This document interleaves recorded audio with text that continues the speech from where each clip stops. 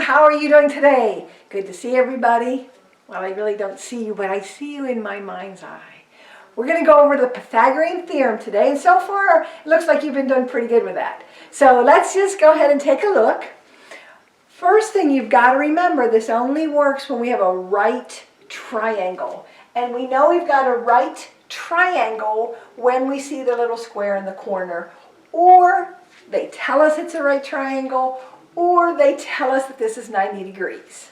So, a little square, 90 degrees, right triangle. Those are all the clues that would tell you that the Pythagorean Theorem is going to work. Now, we need to make sure we know which sides are the legs and which one is the hypotenuse. So, here is your right triangle. The two adjacent, and the word adjacent means next to. So, the two right next to the square are A and B. And it really doesn't matter which one you label A and which one you label B. It doesn't really matter. Okay? And then the one across, directly across, is C. That one's called the hypotenuse. And you notice it's always the longest. It will always be the longest. And when we have this scenario, right triangle, leg, leg, the ones that are next to are adjacent to the right triangle, and the one across is the hypotenuse, we will get A squared plus B squared equals C squared every time. So we're going to go through a couple of these and see what we get. All right? So, I've got my little square. I see it's a right triangle. I've got a 7. That would be where my A is. I've got a 24. That would be where my B is. And then I've got C. So I know that 7 squared plus 24 squared equals C squared. All right? Now, let's go ahead and do the math of this. 7 times 7 is 49, plus 24 times 24 is 576. You can do that on your calculator. I had to take a peek at my paper. All right? We add those both together, and we get 625 equals C squared. Well, I don't need to know what C squared is. I need to know what C is. So, if I simply take the square root of both sides, I get C equals, and in your calculator, you're going to punch in the square root. So for a lot of you, that will be like the little, if it's a green key or a different color key, and then you go down, you're going to see this symbol that looks like this. And it's usually what I call a secondary symbol, or like you have to push the button on top there to get the right color of the symbol that is on top of the button. I think most of you know how to do it, and it looks like that. And then we get the answer C equals 25. So this would be 25. Okay? You may not think so because it's really close to 24, but remember, this is 24 squared, that's 25 squared, so it's quite a difference. We'll look at our next one. We've got our right triangle, because it's got that little square there. The legs are marked 7 and 12. So I just need to find what C is, or the hypotenuse. The one directly across is the hypotenuse. Okay?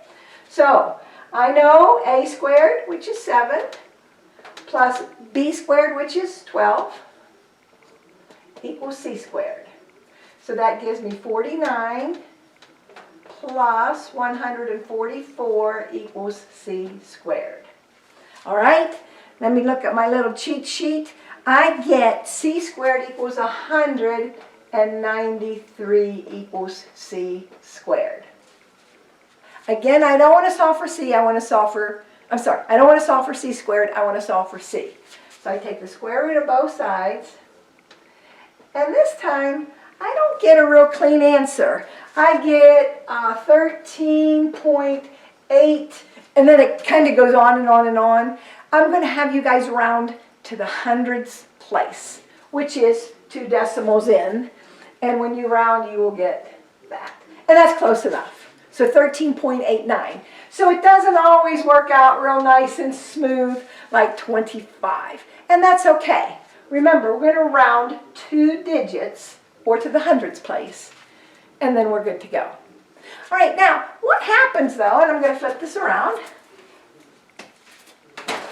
What happens when I am given the leg and the hypotenuse? Let me show you. The equation still stands.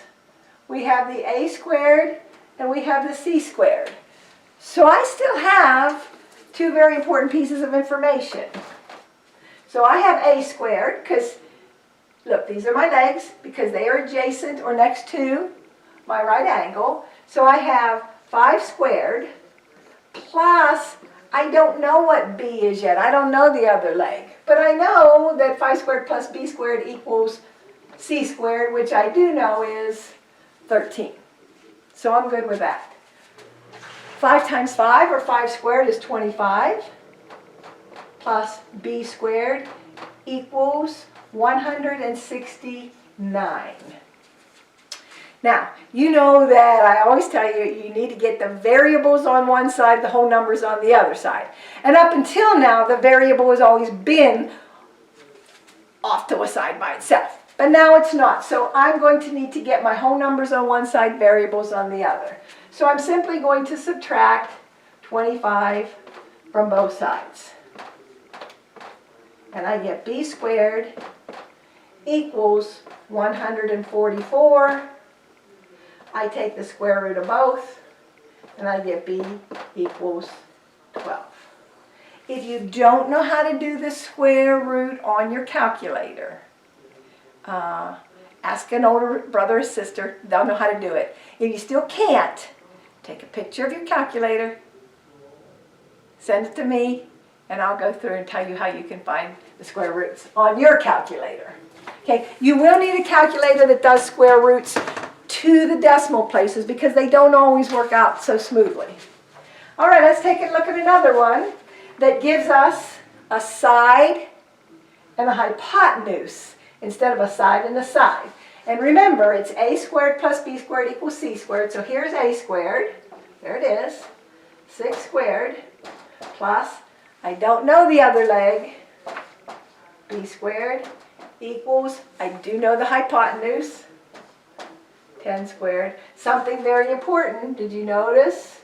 This only works if it's a right triangle. And that little square tells me it's a right triangle. Okay? I'm just going to tell you that on this homework assignment, whether they're marked with a little square, I'm going to tell you, we're going to assume they're all right triangles. Okay? All right, so here we go. 6 squared is 6 times 6, which is 36, plus b squared equals 10 squared, which is 10 times 10, or 100. Again, I've got a whole number, variable, whole number. I want variables on one side, whole numbers on the other side. So I'm going to subtract 36 from both sides. I'm going to get b squared equals 64. Okay? Don't want to know what b squared is, I want to know what b is. So if I take the square root of this side, remember, I can do anything to one side as long as I do it to the other side. You have to follow that rule. You can't just take the square root of one side of the equal sign but not the other. You have to do both. And you get b equals 8. I always like when they work out nice and neat. They don't always. If they don't, remember, you're taking it 2 decimal points over or to the 100th column, and you are rounding, and you know your rounding rules. If it ends, let's see, if the 3rd place over on your decimal is 4 and under, you just keep it as is. I say rounding down, but technically you just keep the digit before it, just whatever it is. If it is 5 or up, you do what we call rounding up, and you just go up by 1 on the 100th place digit. And I think you all know how to do that. Okay, this is the Pythagorean Theorem. remember those triplets that I told you about. What are the triplets? 3, 4, and 12. 3, 4, and 5. So sorry, 3, 4, and 5. 3, 4, and 5. Because 3 squared plus 4 squared is always going to be 5 squared. And if you memorize that one, you'll come across it many times and won't even have to do the calculations. There was another triplet. 5, 12, and 13. Remember, we said this one was 12. 5, 12, and 13. These are ones you can just memorize because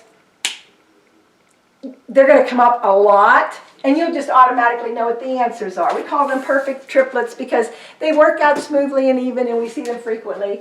And then our last one that we had on our list, remember we solved for 8 here?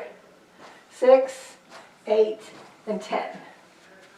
So, our triplets are 3, 4, and 5. So these two will be that squared. 6, 8, and 10. These two will equal this squared.